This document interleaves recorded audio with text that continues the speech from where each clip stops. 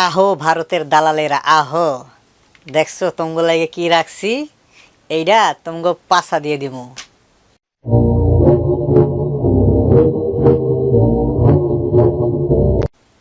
ভারতের দালালেরা হুঁশিয়ার সাবধান।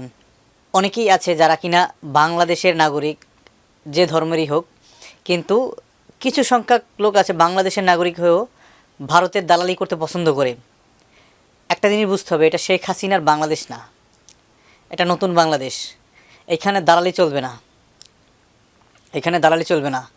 ভারতীয় কিছু গণমাধ্যম তারা বলতেছে বাংলাদেশ দখল করবে। ৭১ আমরা বুঝাই দিছি, ২০২৪ হাসিনা সরকারও এটা বুঝতে পারছে, আওয়ামী লীগ সরকার, যে চাইলে চাইলে দেশের ছাত্র জনতা কী পারে, আপার জনগণ কী পারে।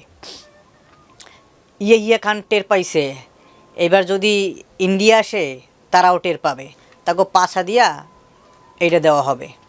আর ভারতের দালাল যারা আসো, বাংলাদেশে বসে দালালি করো, তাগুলাইগাও এইগুলা কোন সময় তোমার ভিতরে চলে যাবে তুমি নিজেও জানবা না।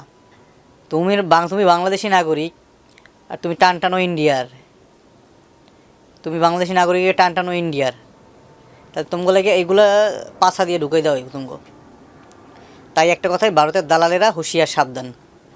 আর আইসো মামুরা, ভারতীয় মামুরা আইসো বাংলাদেশ দখল করতে, ঠিক আছে? শীত গরম করে তোমাকে হোগার ভিতর দিয়ে দেবো, আইসো বাংলাদেশ দখল করতে আসবে না, আইসো তোমরা।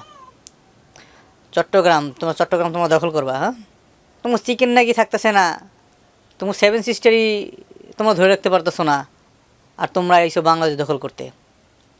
আসো, তোমাকে পাছা দিয়ে এটা দেওয়া হবে।